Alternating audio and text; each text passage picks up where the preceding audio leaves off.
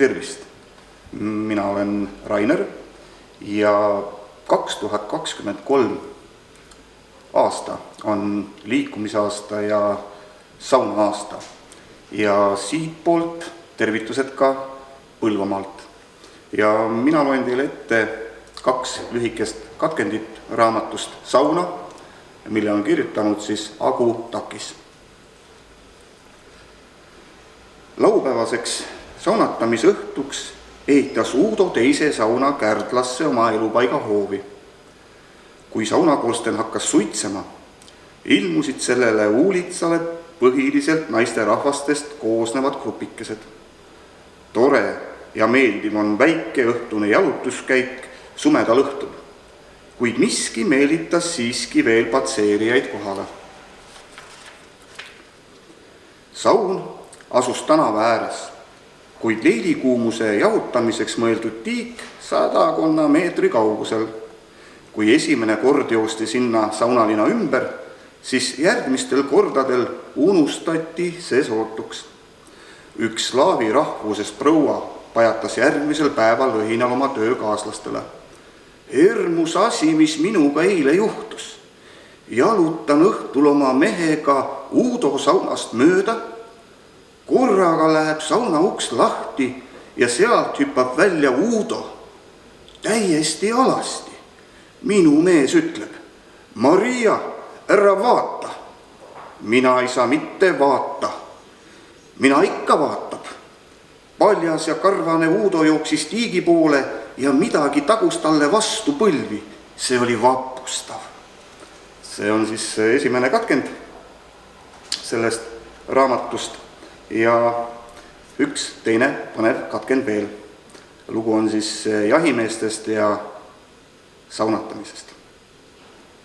Mõned jumaldasid sauna ja vaatamata sellele, et majutuskohas ootas see köötult ees, tahtsid nad tingimata ka Nõmmel saunas ära käia. Leiliruumi mahtus korraga 5 meest, mõned pesuruumi, mõned kööki ja puhkeruumi. Kõik said sooja ja pestud. Soomlastega polnud mingeid probleeme. Mehed teadsid, kuidas ja kui palju kütta. Rootslased ja norralased olid samuti kursis Soome elu ja saunaga ning siinne neid eriti ei üllatanud. Esimesel õhtul vaatasid nad saunatralli naeratades pealt. Järgmisel õhtul istusid koos riietega veidi leiliruumis. 3. võeti rõivad seljast ja sauna. Aastate jooksul tekkis hea läbisaamine paljude jahituristidega ja paljud neist, eriti Rootsist ja Norras, ehitasid omale saunad. Veidi tõsisem oli lugu austerlaste ja sakslastega. Ilmselt meenus neile lugu Eestimaa munkasid revideerima tulnud vaimulikest, kelle Kärkna mungad sauna viisid ja korralikult läbi vihtlesid. Oma ettekandesse panid nad kirja, et taolist enese piitsutamist pole nemad veel kusagil kohanud. Sedasama uskusid austerlased Hiiumaa jahimeestest.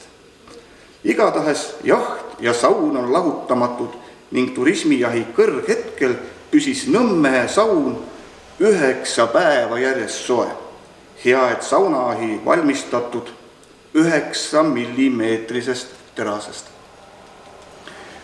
Sellised 2 katkendit ja lõpetuseks ma loeksin ette ka ühe murdekeelse luuletuse, mis on siis konkreetselt pühendatud sauna-aastale.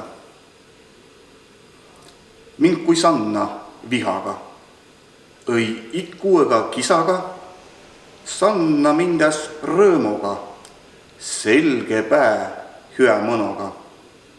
Võta lõõnaht, mõseb puhtast, pää nii naba kui ka kunsa, siis saab perest tarh süvve, rohost pitsi liikvat juva. Nii eks teivät papa-mamma, pääle õgad savvu sanna, sannom tervys, iho-ilo, sanna minne süämel himo.